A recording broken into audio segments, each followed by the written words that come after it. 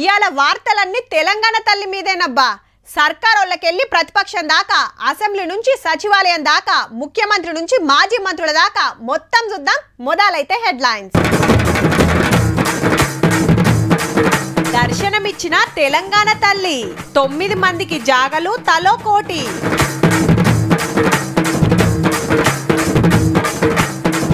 Power రాగానే పక్క తీసేస్తారట, పాత విగ్రహం ఓపెనింగ్ లా మాట.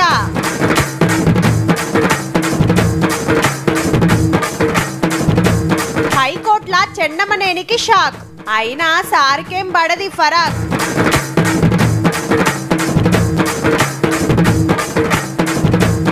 మంచువారింట ఆస్తుల మంట, కేసుల దాకా పోయింది కొట్లాట.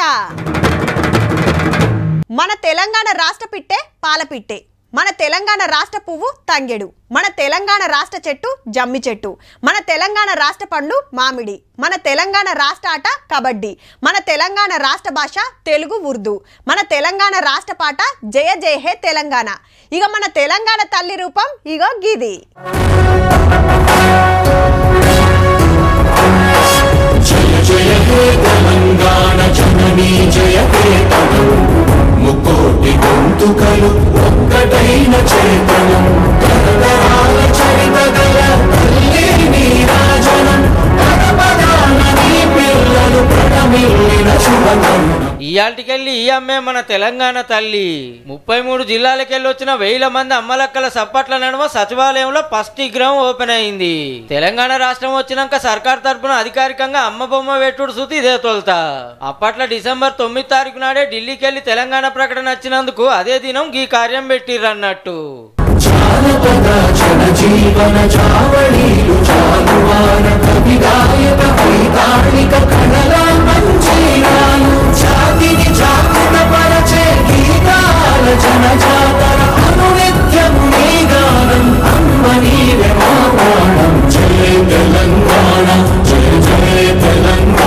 తెలంగాణ రాష్ట్ర గీతం రాసిన అందశ్రీ సార్ కు సన్మానం చేసిండ్రు సర్కారోళ్ళు. నిన్నటి 10 సంవత్సరాల కాలములో ఆవిష్కరించిన అమ్మ బొమ్మ దేవతకు ప్రతిరూపమైతే అది గుళ్ళల్లో పెట్టుకోవడానికి ఈ అమ్మ తెలంగాణ ప్రజలు గుండెల్లో పెట్టుకునే అమ్మగా, అమ్మకు తెలంగాణ అమ్మకు శరణాగతి శరణాగతి శరణాగతి. ఈ విగ్రహాన్ని తయారు చేసిన గంగాధర్ సారు, రమణారెడ్డి సార్లకు సన్మానం జరిగింది.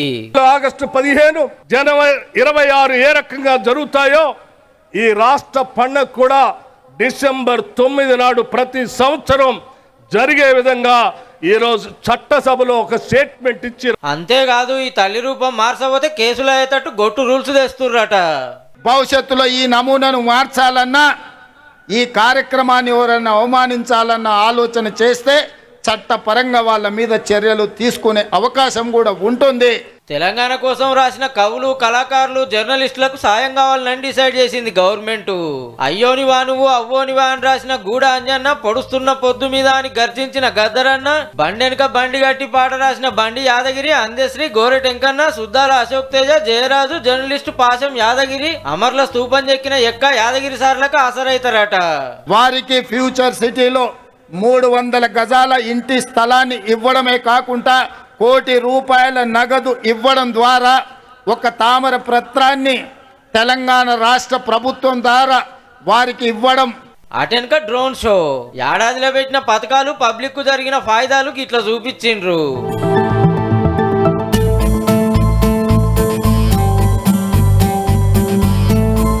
పటాకులు కాల్చినాక మ్యూజిక్ డైరెక్టర్ తమన్ ఆటపాటల షో నడిచింది. దేశానికైనా రాష్ట్రానికైనా సర్కార్ ఓకే వేసిన ఆట పాట పువ్వు చెట్టు పండు కాయ రూపం ఒకటే ఉంటది. ఇంకోటి ఉన్నదంటే గవర్నమెంట్ లెక్కల అది చెల్లనట్టే. అంటే ఎవ్వల తుర్తి కోసం వాళ్ళు ఇంకేదైనా అనుకోవచ్చు. మనకు మనం అనుకుంటే ఏం ఫాయిదా అని నచ్చినా నచ్చకున్నా అధికారికంగా గుర్తింపు ఉన్నదాన్నే ఫాలో అవుతారు. అయితే ఇన్నేళ్ళు మన రాష్ట్రానికి తెలంగాణ తల్లి లేకుండే. బీఆర్ఎస్ పార్టీలు తయారు చేపించిన దానికేమో గుర్తింపు లేకపాయే. ఇయాల కొత్త విగ్రహానికి గుర్తింపు వచ్చినాక మనోళ్ళ ముచ్చట గిట్లుందబ్బా. అరేవా సచివాలయంలో కొత్త తెలంగాణ తల్లి, మేడ్చల్ బీఆర్ఎస్ ఆఫీస్ లో పాత తెలంగాణ తల్లి. ఈడ ముఖ్యమంత్రి సార్ ఓపెనింగ్ చేసిన వాళ్ళకి ఆడ మాజీ మంత్రి గారు చాలు చేసిండ్రు. సర్కారు పోటీ కార్యం అన్నట్టు.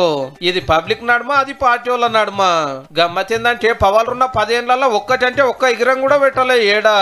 ఇంత పెద్ద సచివాలయం కట్టినా, 20 మీద కలెక్టర్ బంగ్లాలు కట్టినా, ఎస్పీ ఆఫీసులు కట్టినా తెలంగాణ తల్లి ఆగుపడదు. మరి ఆ కాంగ్రెస్ తల్లిని కూడా సకల మర్యాదలతో మీ గాంధీ భవన్ కే పంపించడం ఖాయం ఖాయం ఖాయం. ఇది రాసి పెట్టుకో. ఈ రోజు కాంగ్రెస్ ప్రభుత్వం చేసిన అపచారానికి నిరసనగా రేపు మొత్తం రాష్ట్ర వ్యాప్తంగా పాలాభిషేకాలు చేద్దాం, అవసరమైతే పంచామృతాభిషేకాలు చేద్దాం. ఇక కవితక్క మాట ఏందంటే అది తెలంగాణ తల్లి కాదు, కాంగ్రెస్ తల్లి అని చాటి చెప్తా ఉన్నారు. బతుకమ్మను కూడా మాయం చేయడం, మా బతుకులు లాగం చేయడమే అవుతుందని మేము తెలియజేస్తా ఉన్నాం. పొద్దుగాల అమర్ల స్తూపం కాడ నివాళులర్పించి అంగీలు మార్చుకున్నారు గులాబీ ఎమ్మెల్యేలు, ఎమ్మెల్సీలు. 7 అసెంబ్లీకి వస్తుంటే పోలీసులు గేట్ కాడనే ఆగబట్టిండ్రు.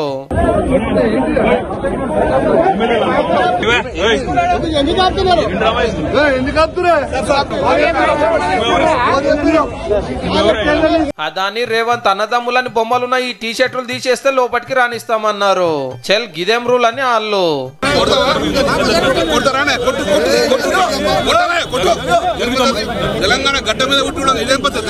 ఇతనే కిసర బసర నడిచింది జరసేపు.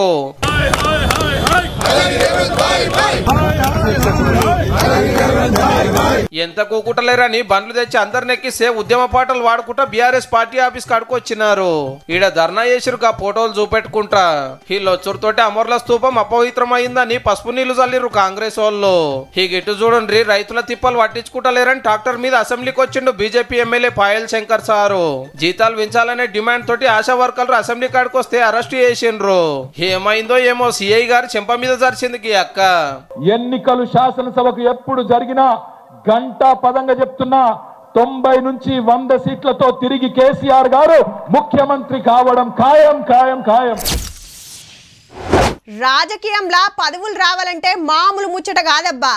ఏండ్లకేండ్లు ఏటింగ్ చేయాలి, పార్టీల పతార సంపాదించాలి, బలగం చూపియాలి, బలం పెంచుకోవాలి, నోరుండాలి, తిట్టాలి, పొగడాలి. హో ఇట్లా ఎన్నో ఉంటాయి. కానీ కొందరు లీడర్లను పార్టీలు దేవులాడుకొని మరీ పదవులు ఇస్తాయి. వాళ్ళ పోరాటం అట్లుంటది. మళ్ళా నసీవ్ అంటే కృష్ణన్నదే పో. రాజ్యసభకు రాజీనామా పెట్టి 2.5 నెలలు అయిందో లేదో మళ్ళీ అదే సభలకు పోతాండు. వైసీపీ ఇచ్చిన సీట్లకెళ్ళి దిగొచ్చి ఇప్పుడు బీజేపీ సీట్లకు పోతున్నాడు. బీసీల పెద్దన్న కాకుంటే మళ్ళా ఆంధ్రాకెళ్ళి రేపు విజయవాడకు పోయి కాగితాలు సమర్పిస్తాడట పార్లమెంట్ కు నిలబడుతున్నట్టు. రాజీనామా పెట్టినాడు. ఏమన్నాడంటే ఈ పదవితోటి పోరాటం చాలతలేదు, బీసీలందరిని ఒక్కటి చేస్తా, ఇక నా తడాకేందో చూపిస్తా అన్నాడు. మరి ఇప్పుడు అదే రాజ్యసభ, అదే పదవి. మారిందేందంటే పార్టీ. తెలంగాణ లెక్కనే దేశమంతా బీసీ జనాభా లెక్క పెట్టాలనే డిమాండ్ నడుస్తుంది. అట్లయితే బీసీలకు రాజకీయ పదవులు పెరుగుతాయి. ఇసొంటి వాళ్ళ బీసీ లీడర్ కు టికెట్ ఇచ్చి ఎంపీని చేస్తాండ్రు. వాళ్ళని మంచిగా చూసుకుంటున్నాం అని సాటింపో, లేకుంటే వాళ్ళ బలగాన్ని లెక్క పెట్టబోతున్నాం అనే సిగ్నల్. ఎందుకంటే ఎస్సీ వర్గీకరణకు సెంటర్ వాళ్ళు తొవ్వ సాఫ్ చేసే ముంగట మందకృష్ణ మాదిగ సార్ ను దగ్గరికి తీస్తున్నారు. మరి ఇప్పుడేమైతుందో కానీ టీడీపీ టికెట్ మీద ఎమ్మెల్యేగా గెలిచి కాంగ్రెస్ టికెట్ మీద ఓడి వైసీపీ హిమ్మత్ తోటి ఎంపీ అయ్యి ఇప్పుడు బీజేపీ సపోర్ట్ తోటి మల్లోపారి రాజ్యసభకు పోతున్న బీసీల పెద్దన్నకు శుభాకాంక్షలు.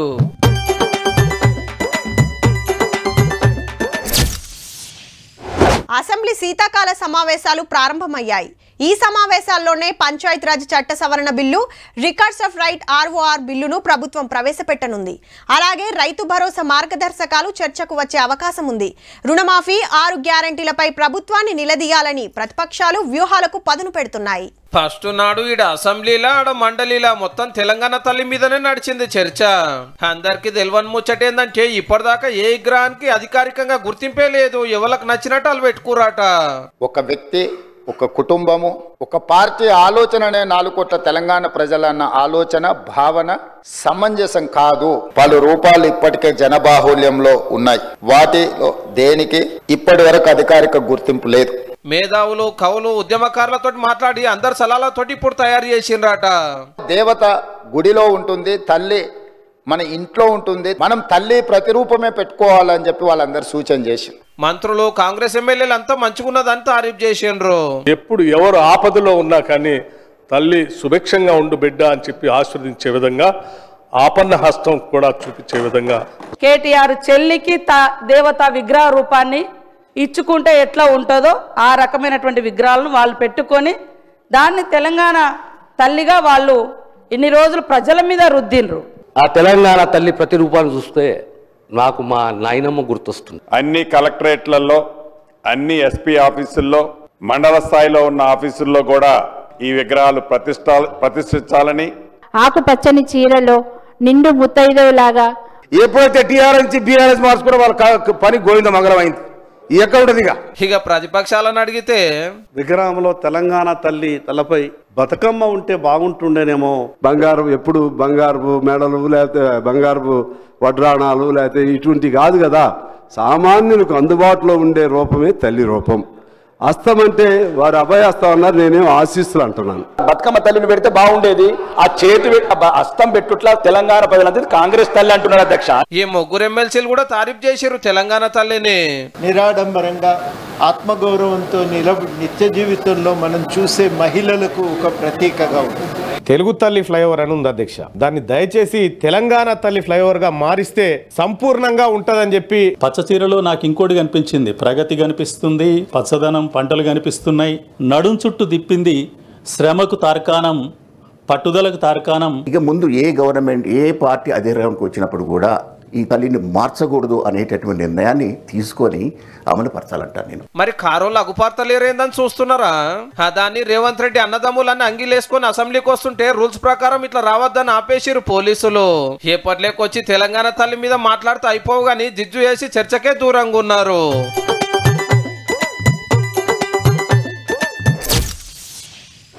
ఇయాల రేపు కోర్టులు కేసులంటే మనం బుగులు పడతాం గాని లీడర్లు అయితే కాదబ్బా.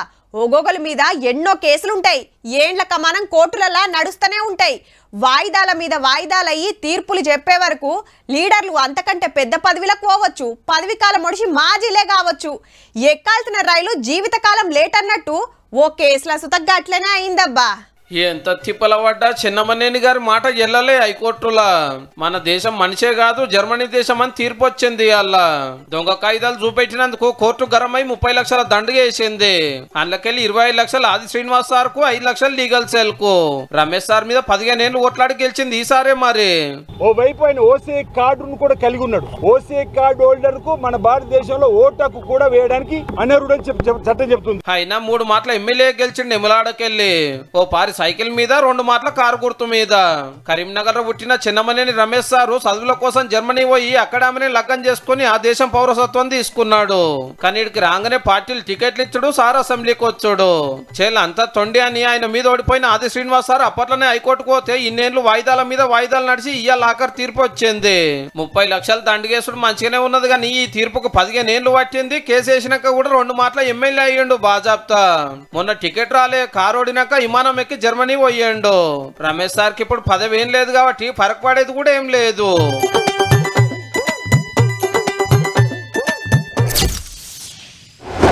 చల్ గాయన చెప్తే నేనల్నా? ఇంటికి పెద్దోడిని నేనా వాడా?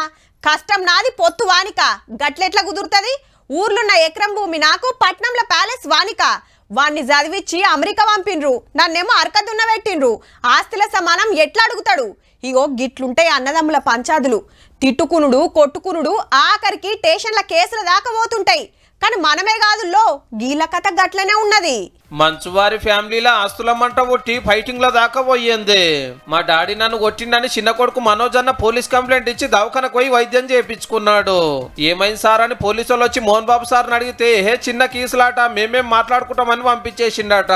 పెద్ద కొడుకు విష్ణన్ననేమో బయట దేశంలో ఉన్నాడట.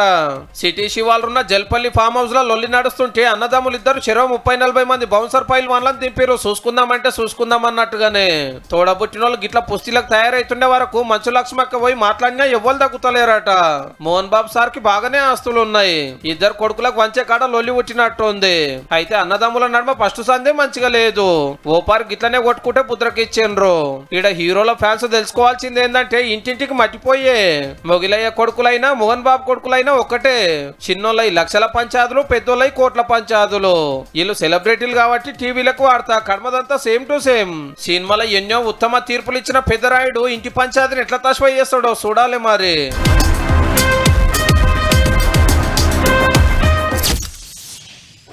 ఏసీబీ వలలో అవినీతి తిమింగలం. ఏసీబీకి చిక్కిన మరో అవినీతి చేప. 10,000 లంచం తీసుకుంటూ ఏసీబీ అధికారులకు పట్టుబడిన జూనియర్ అసిస్టెంట్. 50,000 లంచం తీసుకుంటూ దొరికిన అగ్రికల్చర్ ఆఫీసర్. ఇగో ఇట్లా ఆడ ఆఫీసర్ ఈడ ఈ ఆఫీసర్ లంచం తీసుకుంటానే వార్తలు బొచ్చడు చూసినాం. సర్కార్ ఆఫీసులలో పనులు కావాలంటే ఎవరికి ఎంత చదివేయాలనో అంత చదివేయాల్సిందే, లేకుంటే పని అటు మనం ఇటు. అన్నకు పానం మంచిగా లేనట్టుంది, అంబులెన్స్ లా దావఖానకు తీసుకుపోతున్నారు. ఇదెక్కడి కథరో పైల్వాన్లు బాడీలు చూపియబట్టిరి, చిత్రం అనిపిస్తుందిలే. అవినీతి మీద ఇదో తీరు నిరసన. ఇయాల అవినీతి వ్యతిరేక దినోత్సవం అట. నిజాయితీ దావకండ్ల బెడ్డెక్కితే అవినీతి బాడీ బిల్డర్ లెక్క తయారైతుంది. అందరం కలిసి కొట్లాడాలని వరంగల్లా జ్వాల అనే సంఘపోళ్ళు గిట్ల వేసిండ్రు. నీతి చనిపోయే స్థాయిలో ఉంది, కానీ అవినీతి మాత్రము బాడీ బిల్డర్ లెక్క కండలేరి గట్టిగా దృఢంగా ఉంది. ఫాస్ట్ ట్రాక్ కోర్టులో ఏర్పాటు చేసి త్వరగా వాళ్ళకి శిక్షణ పడే విధంగా చేయాలి. ఈ గిటు చూడుర్రి, నోట్ల కట్టలు లేవు, రంగు బాటలు లేవు, కానీ లంచం కేసులో అరెస్ట్ అయిండు సారు. గదేంది అంటారా, లంచం అడుగుడు సుత నేరమే. మరి ఖమ్మం కలెక్టరేట్ ట్రెజరీ డిపార్ట్మెంట్ లా సీనియర్ అసిస్టెంట్ అట. సర్కార్ కొలువు చేసి రిటైర్ అయిన ఒకరికి 4 లక్షల పింఛన్ పైసలు వచ్చేదుంటే 100కి 10 చొప్పున అంటే 40,000 కమిషన్ అడిగిండట. వాళ్ళు ఏసీ బోర్లకు ఫోన్ కొట్టే వరకు సార్ పని అయిందన్నట్టు. అయితే ఎక్కడైనా ఆఫీసర్లు పైకం తీసుకుంటుంటే పట్టేస్తారు, కానీ గిడ పైసా కూడా చేతిలో పడకుండానే కేసు అయినందుకు పాపం ఎంత ఫీల్ అవుతున్నాడో పో. చూసిండ్రు కదా, ఇక ఇవ్వుల్లా ఇయాల్టి తీన్మార్ ముచ్చట్లు ఉంటామల్లా. నమస్తే.